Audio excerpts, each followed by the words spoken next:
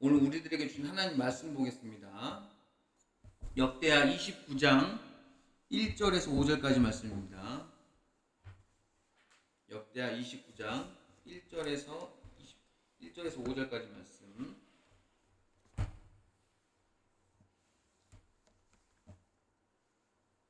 교독하시겠습니다. 제가 먼저 읽도록 하겠습니다. 히스기야가 왕위에 오를 때에 나이가 25세라 예루살렘에서 29년 동안 다스리니라. 그의 어머니의 이름은 아비야요 스가랴의 딸이더라.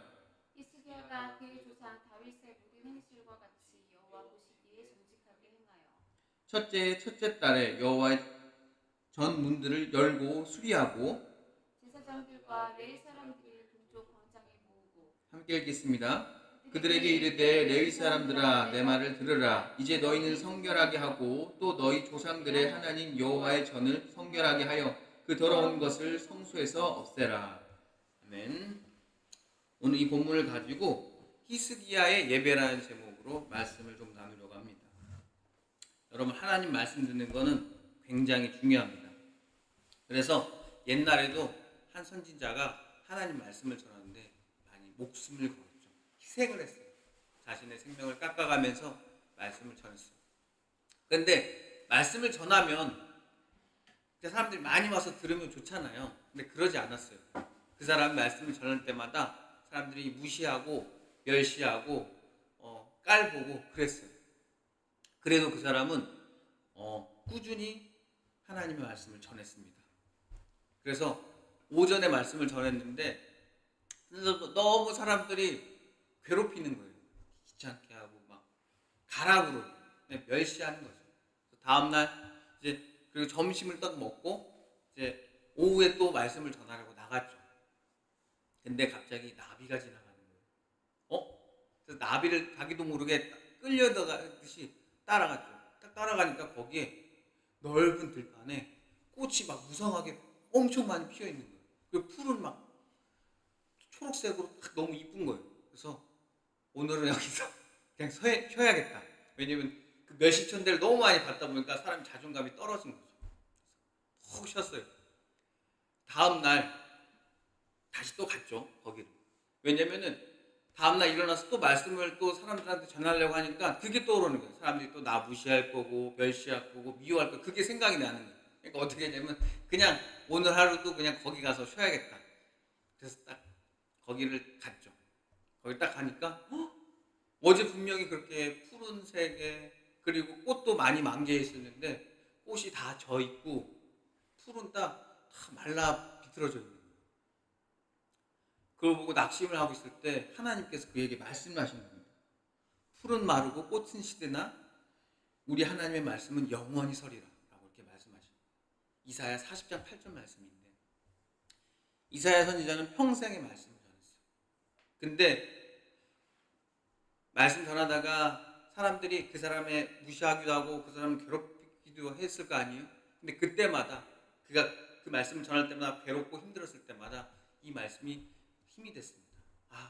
이 세상에 있는 모든 것들은 다 사라지지만 하나님의 말씀은 영원하다는 것을 믿게 된 거죠.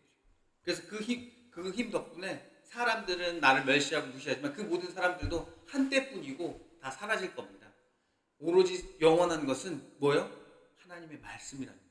그것을 믿고 그 선지자는 끊임없이 하나님의 말씀을 전했습니다. 이 주일날 우리는 그 영원한 하나님의 말씀을 듣게 되는 겁니다. 여러분들을 축복합니다. 만약에 여러분들이 아빠가 폭력적이에요. 엄마도 때리고 자녀도 때려요.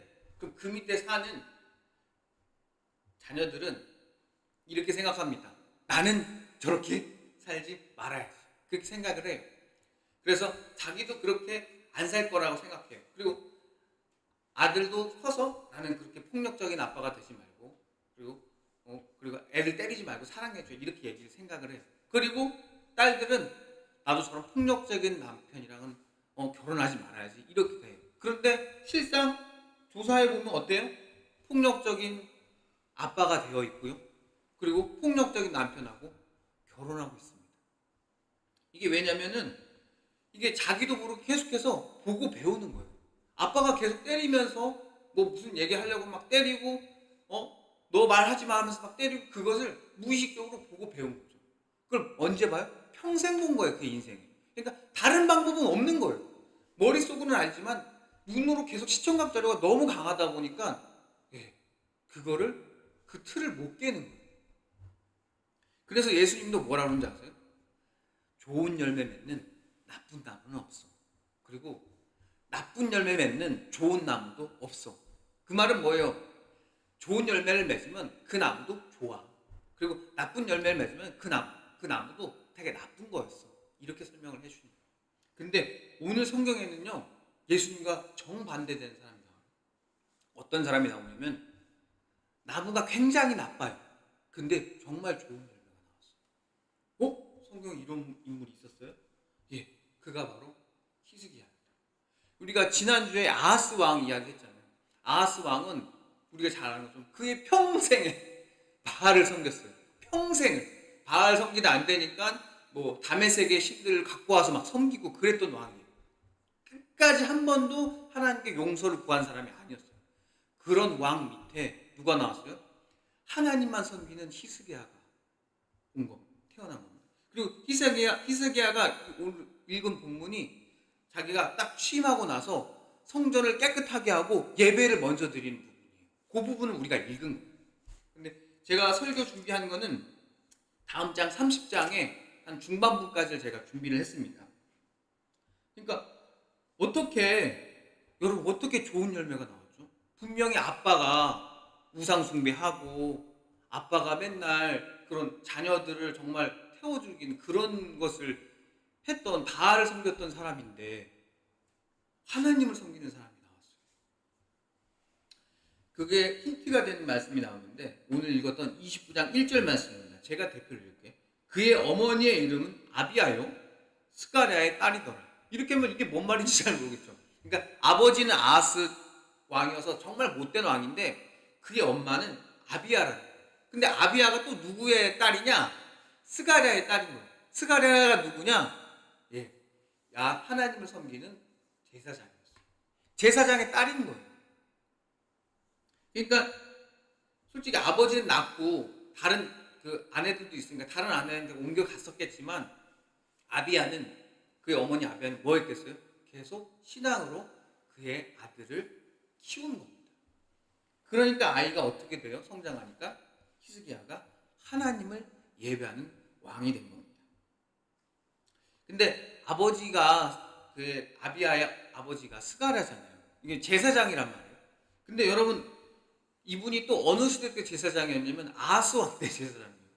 그럼 뭐예요? 바알을 섬기는 왕의 제사장이에요. 근데 그 사람은 바알을 섬기지 않았죠. 하나님께 제사를 드렸던 제사장이었어요. 그런 시대에 사는 제사장 스가랴가 얼마나 괴롭고 힘들었겠어요. 누가 뭐 예배 드리러 오지도 않았겠죠. 왜냐면 왕이 막 장려한 거니까요. 왕이 신앙의 자유를 이야기하면서 뭐 했겠어요? 바알을 섬기라고 했겠죠. 그런 상황에서 스가랴가 이거 하자니 너무 힘들겠죠. 포기하고 싶었겠죠. 그런데 제사장 스가랴는 포기하지 않고 뭐 했겠어요?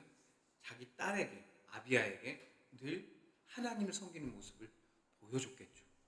지금 이 세상이 바알의 예배 무속 시간에 빠져가지고 이 세상이 혼탁한 이 시기 때 그는 그런 거에 흔들리지 않고 바알 때문에 세상에 막 낙담하지 않고 예배 똑바로 드리고 제사 똑바로 하는 거예요.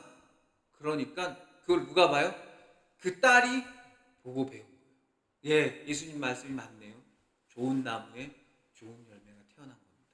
다시 그 열매는 다시 좋은 나무가 돼서 좋은 열매를 맺었는데 그가 히스기야입니다. 히스기야는 그렇게 보고 배운 겁니다.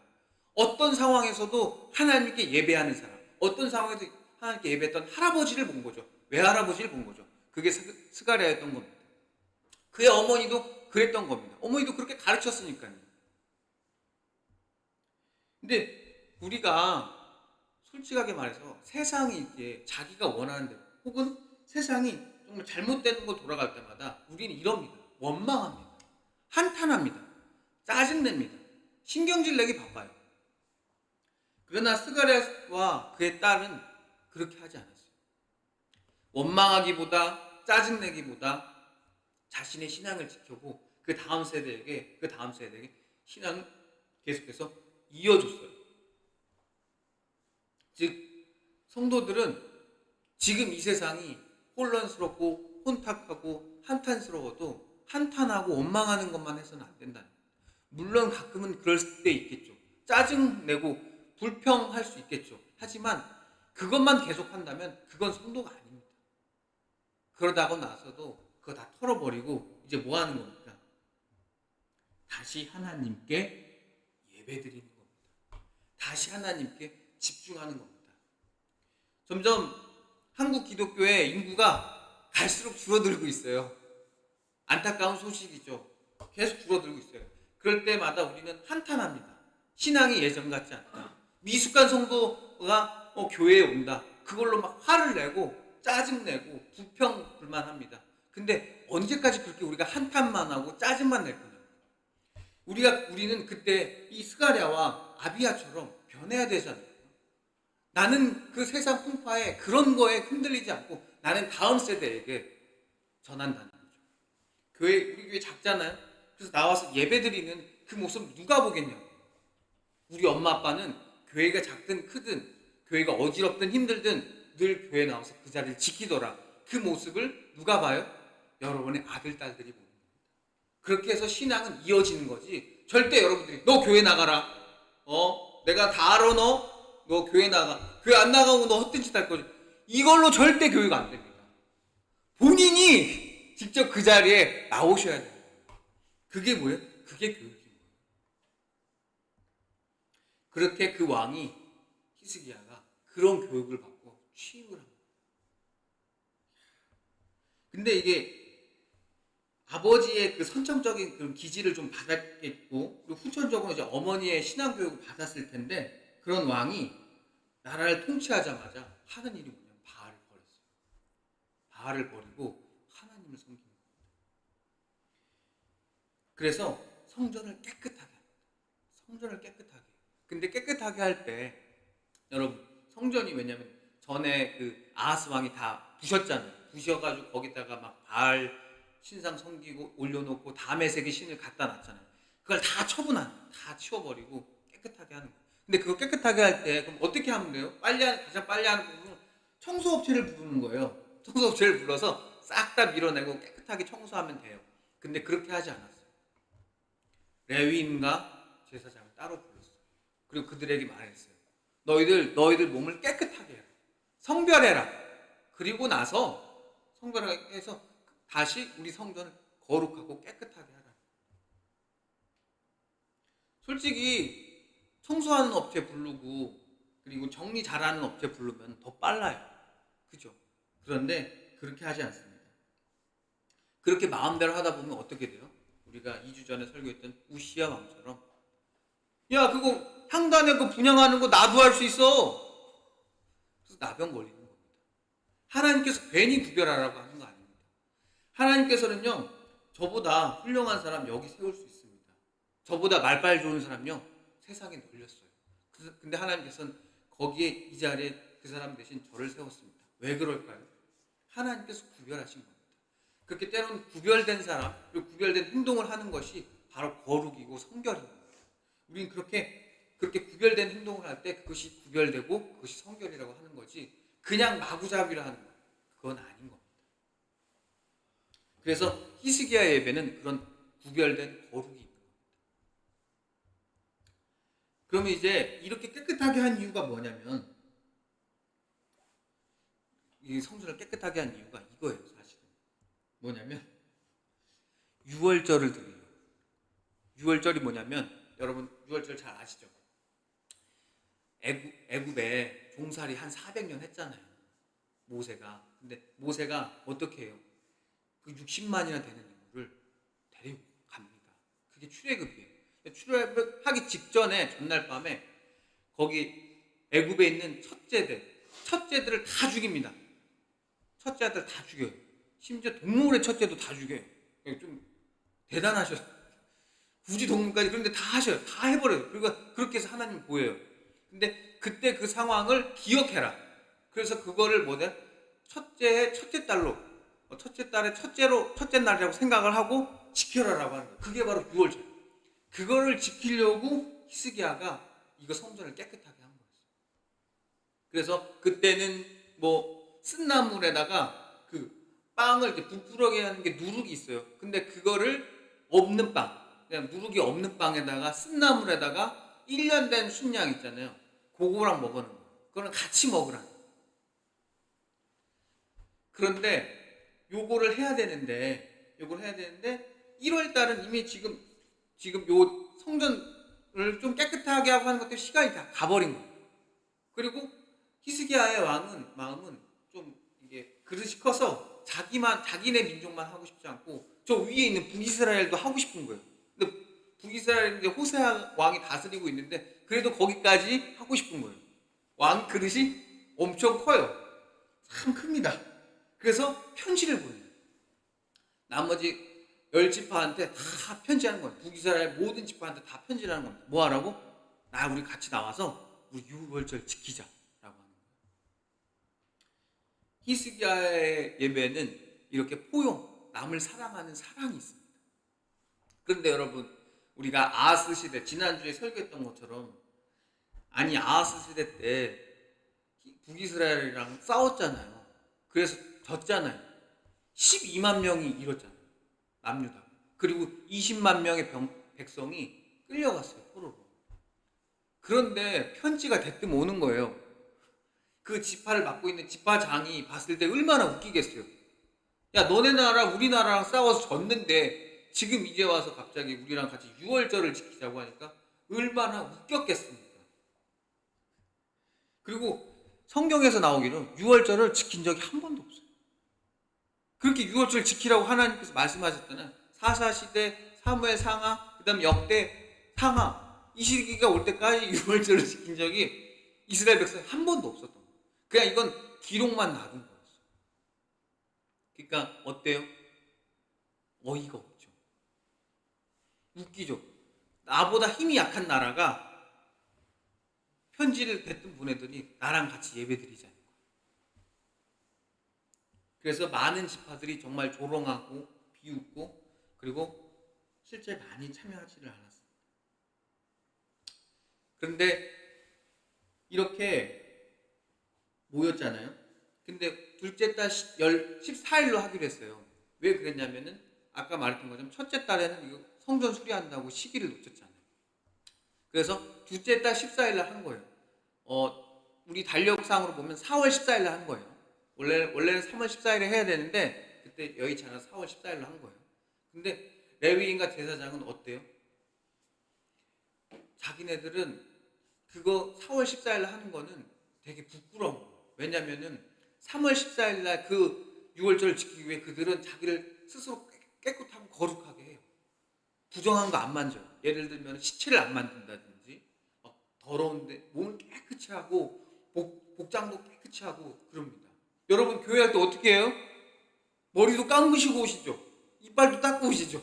그리고 복장도 깨끗하게 한 걸로 오시죠. 예. 안 그랬다면 여러분 회개하시고 다음 주 깨끗하게 하고 오시기 바랍니다. 그렇게 입고 오는 거예요. 왜? 내가 살아계신 하나님 만나니까. 6월절도 그런 행사인 거예요. 그렇게 하나님 만나려고 온 거예요. 그런데 자기는 그런 입장에서 솔직히 레위인과 제사장은 그런 입장에서 왔는데 자기네가 한 달 뒤에 다시 한다는 거예요. 4월 14일 하자는 거예요. 뭐 때문에? 지금 다른 많은 지파에 있는 사람들도 같이 하려고 하는 그것 때문에 꼴보기 싫죠. 그런데 이것들이 왔어. 그러니까 4월 14일 날 한다고 하니까 분명히 뭐라 했어? 편지 보낼 때 뭐라 했어요? 막 조롱했죠. 근데 온 거예요. 뭐 때문에 왔을까요? 양을 먹어서 그런가? 원래 1년 된 양이 1년 되면 좀 맛있긴 맛있거든요. 냄새도 좀 안 나고. 그래서 웃긴 게 에브라임, 므낫세, 이사갈, 스불론 요 성경에서 요런 지파들이 옵니다. 일부 와요. 일부 와서 같이 예배를 드립니다.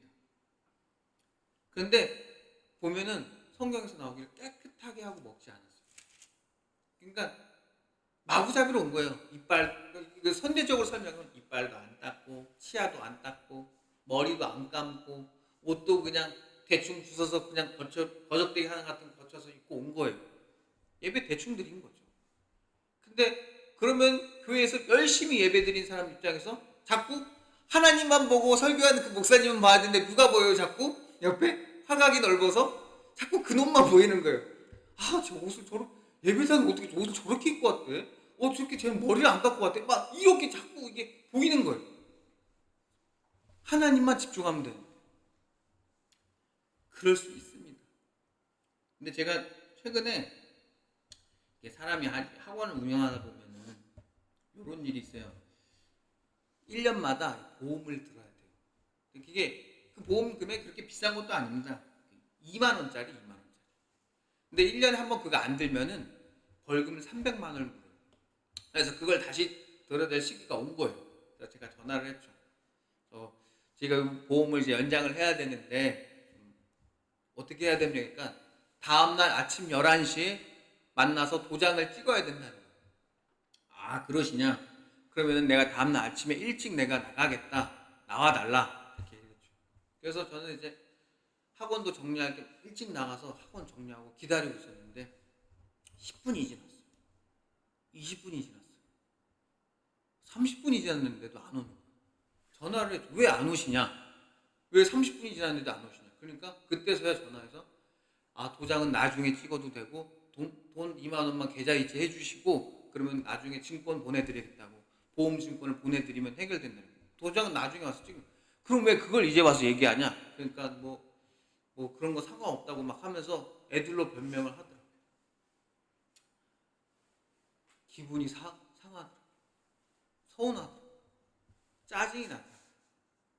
근데 만약에 이 보험이 2만 원짜리가 아니라 2천만 원짜리 보험이었으면 과연 이 사람이 나한테 이렇게 행동했을까요?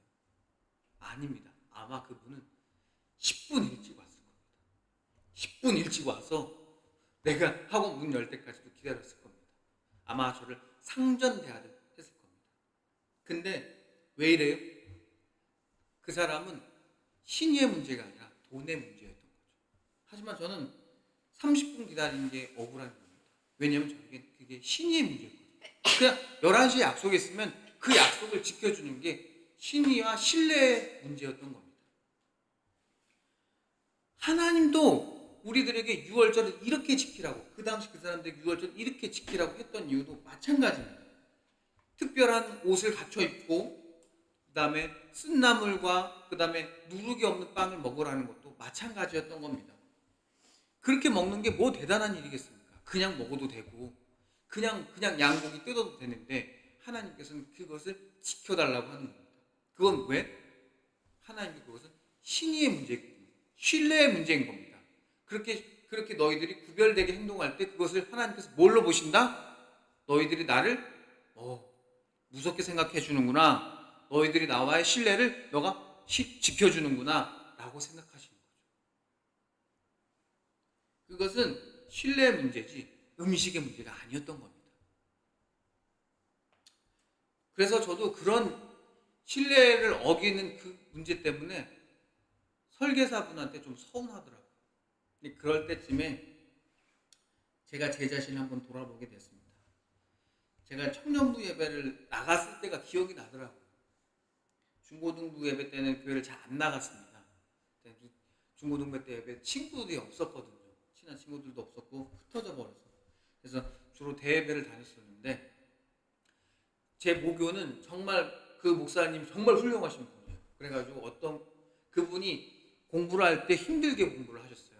그래서 자기 그 기억이 있어서 신학생들은 장학금을 전액 줘야 된다라고 그 모토로 사셨어요. 그래서 실제로 신학생들 늘 장학금을 늘 주셨어요. 그래서 저도 신학생으로서 신학교 들어갔으니까 장학금을 받아야겠죠. 그러니까 장학금 받으려고 들어갔어요. 좀 얄밉죠. 그래요. 저는 약간 미숙했어요. 좀 용서해 주세요. 그래서 딱 청년부에 딱 갔는데 가면은 또 막 새신자 소개하잖아요. 여기 교회 왜 오셨습니까? 막 물어보잖아요. 청년부 회장이었던 사람이 그때 저한테 물어봤어요. 여기 왜 오셨냐고 막 물어봤어요. 근데 그때 차마 제가 장학금 줘서 나왔습니다라고 말을 못 하겠더라고요. 너무 부끄러워서. 그래가지고 뭐라 그랬냐면 여기 이 교회에 예쁜 자매분들이 많아서 왔다고 이렇게 약간 돌려서 얘기를 했죠. 근데 그 당시 그 청년부 청년들이 그냥 그걸 좋게 봐주셨어요. 막 웃으시고 막 호의롭게 막 아유 잘 왔다고 여기 정말 뭐지 예쁜 자매분들 많으니까 정말 잘 온 거라고 하면서 막 저를 막 호의를 베풀어 줬어요. 그래서 그 결과 저는 이렇게 목회자가 됐고 저도 그 교회에 다녔던 정말 예쁜 자매분하고 이렇게 결혼까지 하게 됐습니다. 저는 솔직히 장학금을 받으려고 불순한 의도로 솔직히 교회에 왔습니다. 나를 깨끗하게 하지 않은 6월절 나온 이들과 다를 바가 없는 거죠. 6월절에 모인 북이스라엘 사람들 중에 대다수가 고기를 먹는데 바빴을 겁니다. 누리가 없는 빵이나 쓴나물을 먹지 않았든지 아니면 6월절 절기에 기초야 꼭 갖춰 입어야 할 옷을 안 입었다든지 했을 겁니다. 아마 교회에 다니는 걸로 해서 큰 이득을 얻으려고 했던 저하고 아마 다를 바가 없었던 겁니다. 그런데 그 모습을 누가 봤어요? 제사장과 그리고 레위인들이 본 거예요. 얼마나 얄밉겠어요. 그죠? 지금 현대적으로도 하나님 말씀 너무 집중해서 막 들으려고 하는데 막 옆에서 막 시끄럽게 하면 막 째려보고 그러잖아요. 그 막 성숙한 그리스도인들이 미숙한 그리스도인들 보고 막 짜증내고 그러잖아요. 그 모습을 누가 봤느냐? 히스기야 왕이 본 거예요. 서로가 서로를 막 짜증내고 싫어하고. 그런데 히스기야 왕이 기도를 하는 겁니다. 6월절 엉망으로 지킨 그들을 대신해서 하나님께 용서를 구합니다. 왜요? 히스기야의 예배는 뭐가 있기 때문에? 사랑과 포용이 있기 때문에 그래서 좀 미숙한 사람들도 품어주는 거예요. 그래도 여기 온 게 어디냐? 복식을 좀 못 갖췄고 좀 6월절이 어떻게 되는지 잘 돌아가지 못해서 그걸 처음이어서 잘 모르는 것 그거 용서해줘라 하면서 기도하는 겁니다. 그러니까 성경에서는 하나님께서 용서해줬다고 하는데 그게 어떻게 나왔겠습니까? 진짜 그걸 봤을 거 아니에요. 레위인과 제사장이 아니 왕이 앞에서 나와서 이러는 거 아니에요. 하나님 정말 죄송합니다. 우리가 6월절 정말 잘 못 지켰습니다. 우리가 미흡해서 그랬습니다. 라고 앞에서 막 나와서 기도를 하니까 그 모습을 본 레위인과 제사장이 마음이 누그러드는 거죠. 왕도 저러는데 우리가 잘 지킨다고 해서 그걸 가지고 저 사람들을 욕할 이유는 없겠구나 하면서 마음이 누그러드는 거죠. 교회에는 정말 다양한 사람들이 모입니다. 미숙한 사람들, 성숙한 사람들. 미숙한 사람들은요, 그리고 주로 교회에서는 미숙한 사람과 성숙한 사람들이 싸웁니다. 미숙한 사람들은 왜 싸워요? 성숙한 사람들 보고 이럽니다. 굳이 저렇게까지 믿냐? 굳이 저렇게 유별나게 믿냐? 또 성숙한 그리스도인들은 미숙한 그리스도인을 보고 이렇게 욕합니다. 저렇게 신앙생활하면 안 되는데 저거 복 다 달아나는 거야 하면서 그걸 가지고 또 혼을 냅니다. 그러나 히스기야는 미숙한 자나 성숙한 자나 다 봅니다. 그는 둘 모두를 다 아우르려고 하는 겁니다. 그들을 화해시키는 겁니다. 그래서 기도하는 겁니다. 괜히 하나님께서 히스기야를 왕으로 세운 게 아닌 거죠. 그런데 저는 이 본문을 준비하면서 궁금했던 게 있습니다. 아무리 하나님이 택한 왕이라도 정말 그에게 심한 게 뭡니까? 아하스 왕 다 무너졌을 거 아니에요. 아수르가 쳐들어왔고 에돔이 쳐들어왔고 아람이 쳐들어왔고 북이스라엘이 쳐들어와서 나라가 지금 엉망진창이 됐을 거 아니에요. 그런데 이 사람이 취임하자 하는 게 뭡니까? 오늘 읽었던 3절 4절 내가 다시 읽을게요. 제가 첫째 달에 여호와의 전 문들을 열고 수리하고 제사장들과 레위 사람들을 동쪽 광장에 모으고. 왕이 취임한 첫째 해라는 거예요. 첫째 달인 거예요. 그게 뭐 하는 거예요? 예배 준비하는 거예요. 광신도예요. 이거. 이거 너무 광신도적인 거예요. 보통 사람 입장에서 광신도적으로 보일 거예요. 왜냐하면 합리적인 생각을 하면 왕이 지금 나라가 지금 이게 폐허가 된 상태인데 그리고 공격으로 인해서 지금 성전이 막 뭐 왕국이 좀 많이 무너져 있는 상태인데, 성벽도 많이 무너져 있는 상태인데, 그러면 가장 먼저 해야 될 게 뭐겠어요? 나라를 먼저 고치고, 그리고 돈도 좀 국고에 돈도 좀 챙겨놓고 그래야 되는데 이걸 단순히 아비야가 어머니여서 제사장의 딸이어서 그렇게 하나님께 예배드렸다, 이것만으로 해석되기는 굉장히 어려워. 좀 납득이 좀 안 되더라고요. 그래서 하나님이 어떻게 우리를 납득시켜줬냐면, 저를 납득시켜줬냐면, 누가복음에 이런 말이 있습니다. 너희가 악할지라도 좋은 것을 자신에게 줄 줄 알거든. 하물며 너희 하늘 아버지께서 구하는 자에게 성령을 주시지 않겠느냐? 이래요. 아니 이거 좀 이상한 게 우리가 하나님께 기도를 하면은 좋은 거를 주는데 좋은 것으로 성령을 준대요. 이거 뭐 내가 지금 돈이 필요해요? 그래서 하나님께 돈을 구했어요? 근데 하나님 돈 대신 성령을 주겠다는 거예요. 교인들이 더 떠나겠네요. 지금 그런 답변인 거예요. 예수님이 근데 성령을 받으라는 거예요. 성령이 뭔데? 성령을 받으면 왜 이 사람이 돈보다 더 중요한데? 교회 더 안 나올 것 같은데. 기도자는 분명히 돈이 필요해서 돈을 구했는데 돈을 주시지 않고 성령을 주겠다는 겁니다. 성령을 받기 전에 우리는 이렇게 기도합니다. 돈 달라고 기도합니다. 명예 달라고 합니다. 그다음에 인기 달라고 합니다. 건강 달라고 합니다. 이번에 당선되게 해달라고 기도할 겁니다. 근데 성령을 받잖아요. 그러면 이때부터 이렇게 기도합니다. 하나님 뜻대로 살겠습니다. 기도 응답도 달라집니다. 여러분, 사람이 진심으로 기도하잖아요. 그러면 사람들이 어떻게 왜곡하냐면요, 기도 응답을 어디서 찾아요? 성경에서 막 찾는데 좋은 부분에서 찾아요.